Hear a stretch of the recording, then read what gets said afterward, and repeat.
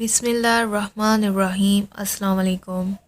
वासिफ़ अली वासिफ़ साहब की किताब दिल दरिया समुंदर का हम मुतालिया कर रहे हैं, तो चलिए शुरू करते हैं। आगाज़ गुफ्तगू। खामोश चेहरा खामोश लफ्ज़ की तरह साहिब नज़र इंसान के सामने बोलता है। खामोशी खुद गोया होती है। साहिब नज़र सकूत से हम कलाम होता है। इस पर अजीब अजीब इंकशाफात होते हैं। इस पर राज हाय सरबस्ता खिलते हैं। इस पर अफ़कार आलिया का नज़ूल होता है। इस पर पुराने अस्मा के नए मानी अपनी नई जहतों और अपनी नई सूरतों के साथ उतरते हैं। इसके लिए अलामात का दर ऐसे होता है कि वो रमोज़े मर्गो हयात से बाखबर होता है। इसकी ज़िंदगी में होना और ना होना मुसलसल होता रहता है। साहिब निगाह के सामने फासले नहीं रहते। ज़मानो मकान की वसतें इसकी चश्म बिना के सामने सिमट जाती हैं। वह माजी और मुस्तकबिल को बैक वक्त हाल में देखता है। जो वाक़यात हो चुके हैं इसकी नज़र के सामने दोबारा होने लगते हैं और वो वाक़यात अभी पर्दा गैब में हैं, इसके सामने ज़ाहिर होना शुरू हो जाते हैं। ये इजाज़ है चश्म बिना का कि साहिब निगाह के लिए शबनम का पाकीज़ा कतरा एक मुक़द्दस आयत की तरह होता है। साहिब नज़र इस कायनात को किताब मुबीन की तरह देखता है। ये भी एक ऐसी किताब है जिसमें कोई शक नहीं। खालिक एक है, तख्लीक का अंदाज़ एक है। कुरान में कायनात का तज़किरा है और कायनात में कुरान की तफसीर व तफ़हीम है। कायनात का बातिल समझने वाला किसी मुक़द्दस किताब को नहीं मान सकता। ये कायनात ऐसी निशानियों का मरका जमाल है कि इनकी तलावत अहले नज़र हज़रात का शुगल है। अहले फ़िक्र हज़रात और अहले ज़िक्र हज़रात इन्हीं निशानियों से असल कायनात का पता मालूम करते हैं। वो जानते हैं कि बीज को मिट्टी की तारीकी में पालने वाली और कुरान को नाजिल फरमाने वाली एक ही ज़ात है और यही ज़ात शकम मादर में इंसान की तशकील फरमाती है। हर तरफ एक ही ज़ात के जलवे हैं, रंग रंग के जलवे, दरअसल बेरंग के जलवे हैं। खालिक इतना ही मफ़ी है कि हर इजहार और आश्कार इसका अपना है। वो इतना ज़ाहिर है कि हर मफ़ी इसका अपना है। चश्म बिना के लिए ये कायनात आईना रोए हुसन है। अहले नज़र जानते हैं कि तमाशा और तमाशाई एक ही शय है। तमाशा लगाने वाला खुद तमाशाई के रंग में है। वो खुद ही है, खुद आईना है, खुद नज़र है और खुद ही खुद के रूबरू है। साहिब निगाह शायद इसी के नूर से देखता है। इसके नूर से देखने वाला इसके नूर के अलावा और क्या देखेगा। ये ज़ात पात के झगड़े, ये अकीदतों की तफरीक, ये इक़्तिदादात का इख्तिलाफ, ये मन्नतों की बहस, ये सब दूरियों के अबवाब हैं।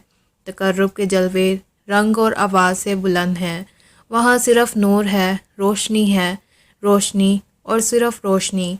लेकिन चश्म का वाह होना है, हो तो मालूम हो। कतरा अपने अंदर कल्ज़म की गहराई और पहनाई रखता है।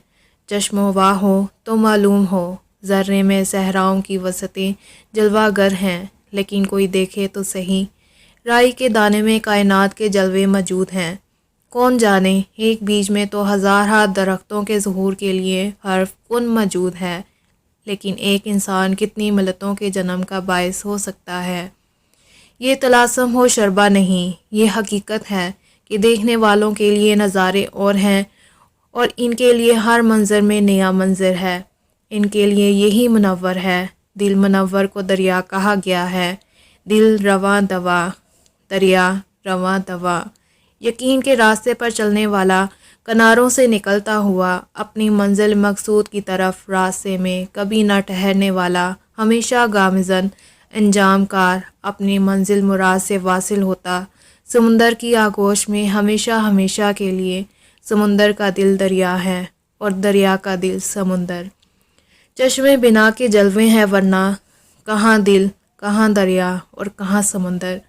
प्यार भरे मीठे दरिया और कड़वे समुंदर, लेकिन चश्म बिना के लिए वर्क नई कायनात है। हाजिर हैं ये चंद मज़ामीन, पुराने चिराग, शायद इनमें नई रोशनी हो। चश्मे बिना आपके पास है, आपके अपने पास। वासिफ़। बिस्मिल्लाहिर्रहमानिर्रहीम। मोहब्बत। ہر ذات شکم مادر میں بچے کی صورت گیری کرتی ہے، وہی ذات خیال اور احساس کی صورت گر بھی ہے۔ پیدا فرمانے والے نے چہروں کو تاثر دینے والا بنایا اور قلوب کو تاثیر قبول کرنے والا۔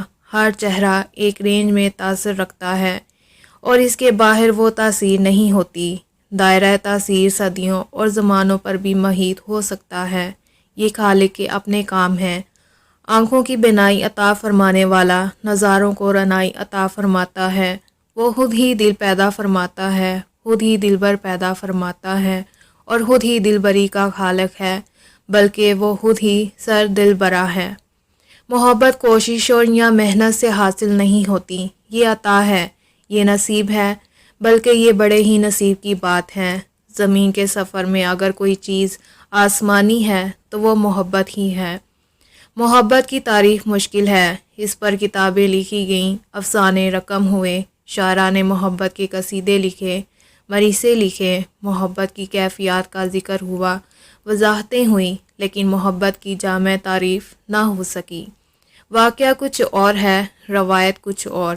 بات صرف اتنی سی ہے کہ ایک چہرہ جب انسان کی نظر میں آتا ہے تو اس کا اندازہ بدل جاتا ہے۔ کائنات بدلی بدلی سی لگتی ہے، بلکہ ظاہر و باطن کا جہان بدل جاتا ہے۔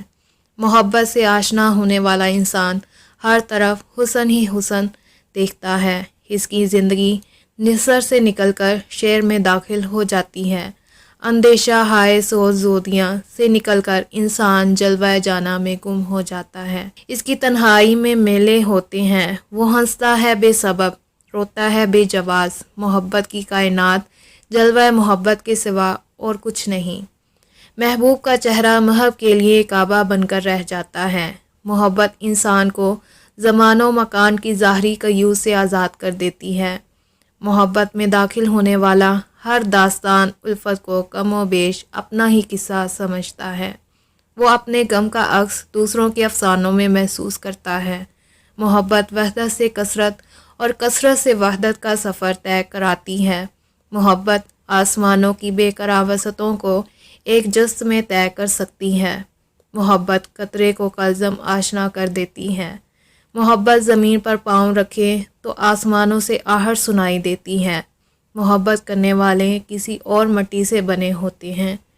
یہ خلوص کے پیکر دنیا میں رہ کر بھی دنیا سے الگ ہوتے ہیں۔ دراصل محبت زندگی اور کائنات کی انوکھی تشریح ہے۔ یہ قرآن فطرت کی الگ تفسیر ہے۔ یہ حیات و مر کے مخفی رموز کی جداگانہ آگہی ہے۔ محب اور محبوب کا تقرب کا فراق بینائی چھین لیتا ہے اور محبوب کی قمیض کی خوشبو سے بینائی لوٹ آتی ہے۔ یہ بڑا راز ہے، یہ انوکھا عمل ہے۔ اس زندگی میں ایک اور زندگی ہے، اسی کائنات میں ایک اور کائنات ہے۔ محبت ہو تو انسان کو اپنے وجود ہی میں کائنات کی وسعتوں اور رنگینیوں سے آشنائی ہوتی ہے۔ اسے خوشبوؤں سے تعارف نصیب ہوتا ہے، اسے آہٹیں سنائی دیتی ہیں، وہ دھڑکنوں سے آشنا ہوتا ہے، اسے نالہ نیم شب کا مفہوم سمجھ میں آتا ہے۔ محبت کرنے والا اپنی ہستی کے نئے معنی تلاش کرتا ہے، وہ باطنی سفر پر گامزن ہوتا ہے۔ زندگی کے تپتے ہوئے ریزگار میں محبت گویا ایک نخلستان سے کم نہیں۔ محبت کے سامنے ناممکن و محال کچھ نہیں۔ محبت پھیلے تو پوری کائنات اور سمٹے تو ایک قطرہ ہوں۔ در حقیقت محبت آرزوئے کرب حسن کا نام ہے۔ ہم ہمہ وقت جس کے قریب رہنا چاہتے ہیں وہی محبوب ہے۔ محبوب ہر حال میں حسین ہوتا ہے، کیونکہ حسن تو دیکھنے والے کا اپنا انداز نظر ہے۔ ہم جس ذات کی بقا کے لیے اپنی ذات کی فنا تک بھی گوارا کرتے ہیں وہی محبوب ہے۔ محب کو محبوب میں کجی یا خامی نظر نہیں آتی، اگر نظر آئے بھی تو محسوس نہیں ہوتی، محسوس ہو بھی تو گوارا نہیں گزرتی۔ محبوب کی ہر دل بری ہے، یہاں تک کہ اس کا ستم بھی کرم ہے، اس کی وفا بھی لطف اور جفا بھی پرکشش۔ محبوب کی جفا کسی محب کو ترک وفا پر مجبور نہیں کرتی، دراصل وفا ہوتی ہی بے وفا کے لیے ہے۔ محبوب کی راہ میں انسان معذوری اور مجبوری کا اظہار نہیں کرتا۔ محبوب کی پسند و ناپسند محب کی پسند و ناپسند بن کر رہ جاتی ہے۔ محبت کرنے والے جدائی کے علاوہ کسی اور قیامت کے قائل نہیں ہوتے۔ محبت اشتہائے نفس اور تسکین وجود کا نام نہیں، اہل ہوس کی سائیکی اور ہے، اور اہل دل کا انداز فکر اور محبت دو روحوں کی نہ ختم ہونے والی باہمی پرواز ہے۔ محبت کے لیے کوئی خاص عمر مقرر نہیں، محبت زندگی کے کسی دور میں بھی ہو سکتی ہے۔ یہ بھی ممکن ہے کہ ایک انسان کو پوری زندگی میں بھی محبت سے آشنا ہونے کا موقع نہ ملے۔ سوز دل پرواہ نہ کسی مغز کے نصیب میں نہیں ہوتا، عقیدتوں اور نظریات سے محبت نہیں ہو سکتی، محبت انسان سے ہوتی ہے۔ اگر پیغمبر صلی اللہ علیہ وآلہ وسلم سے محبت نہ ہو تو خدا سے محبت یا اسلام سے محبت نہیں ہو سکتی۔ یہاں یہ سوال پیدا ہوتا ہے کہ مجاز کیا ہے اور حقیقت کیا ہے؟ دراصل مجاز بذات خود ایک حقیقت ہے، اور یہ حقیقت اس وقت تک مجاز کہلاتی ہے جب تک رقیب ناگوار ہو۔ جس محبت میں رقیب، قریب اور ہم سفر ہو وہ عشق حقیقی ہے۔ اپنا عشق اپنے محبوب اپنے تک ہی محدود رکھا جائے تو مزاج، اور اگر اپنی محبت میں کائنات کو شریک کرنے کی خواہش ہو تو حقیقت۔ رانجھے کا عشق مجاز ہو سکتا ہے لیکن وارث شاہ کا عشق حقیقت ہے۔ عشق حقیقی، عشق نور حقیقت ہے۔ یہ نور جہاں سے بھی عیاں ہوگا عاشق کے لیے محبوب ہوگا۔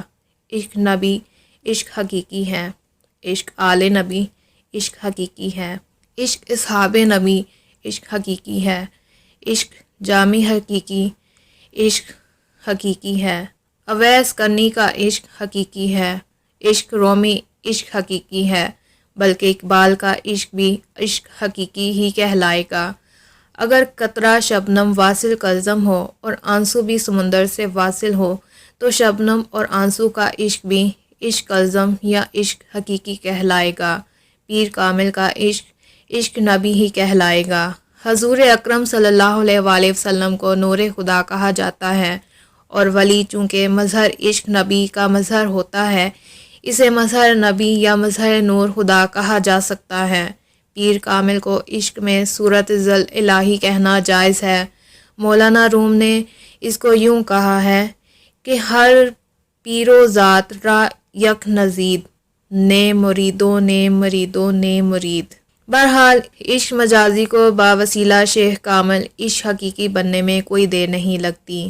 ہر انسان کے ساتھ محبت الگ تاثیر رکھتی ہے، جس طرح ہر انسان کا چہرہ الگ مزاج، الگ دل، الگ پسند و ناپسند، الگ قسمت نصیب الگ، اسی طرح ہر انسان کا محبت میں رویہ الگ۔ کہیں محبت کے دم سے تخت حاصل کیے جا رہے ہیں، کہیں تخت چھوڑے جا رہے ہیں، کہیں دولت کمائی جا رہی ہے، کہیں دولت لٹائی جا رہی ہے۔ محبت کرنے والے کبھی شہروں میں ویرانے پیدا کرتے ہیں، کبھی ویرانوں میں شہر آباد کر جاتے ہیں۔ دو انسانوں کی محبت یکساں نہیں ہو سکتی، اس لیے محبت کا بیان مشکل ہے۔ دراصل محبت ہی وہ آئینہ ہے جس میں انسان اپنی اصلی شکل، باطنی شکل، حقیقی شکل دیکھتا ہے۔ محبت ہی قدرت کا سب سے بڑا کرشمہ ہے۔ جس تن لاگے سو تن جاگے۔ محبت ہی کے ذریعے انسان پر زندگی کے معنی منکشف ہوتے ہیں۔ کائنات کا حسن اسی آئینے میں نظر آتا ہے۔ آج کا انسان محبت سے دور ہوتا جا رہا ہے۔ آج کا انسان ہر قدم پر ایک دوراہے سے دوچار ہوتا ہے۔ مشینوں نے انسان سے محبت چھین لی ہے۔ آج کے انسان کے پاس وقت نہیں کہ وہ نکلے اور ڈوبنے والے سورج کا منظر تک بھی دیکھ سکے۔ وہ چاندنی راتوں کے حسن سے نا آشنا ہو کر رہ گیا ہے۔ آج کا انسان دور کے سیٹلائٹ سے پیغام وصول کرنے میں مصروف ہے۔ وہ قریب سے گزرنے والے چہرے کے پیغام کو وصول نہیں کر سکتا۔ انسان محبت کی سائنس سمجھنا چاہتا ہے اور یہ ممکن نہیں۔ زندگی صرف ٹیوٹن ہی نہیں، زندگی ملٹن بھی ہے۔ زندگی صرف حاصل ہی نہیں، احسار بھی ہے۔ ہرن کا گوشت الگ حقیقت ہے، چشم آہو الگ مقام ہے۔ زندگی کارخانوں کی آواز ہی نہیں، احساس پرواز بھی ہے۔ زندگی صرف میں ہی نہیں، زندگی وہ بھی ہے، تو بھی ہے۔ زندگی میں صرف مشینیں ہی نہیں، چہرے بھی ہیں، متلاشی نگاہیں بھی۔ زندگی مادہ ہی نہیں، روح بھی ہے، اور سب سے بڑی بات زندگی خود ہی مراج محبت بھی ہے۔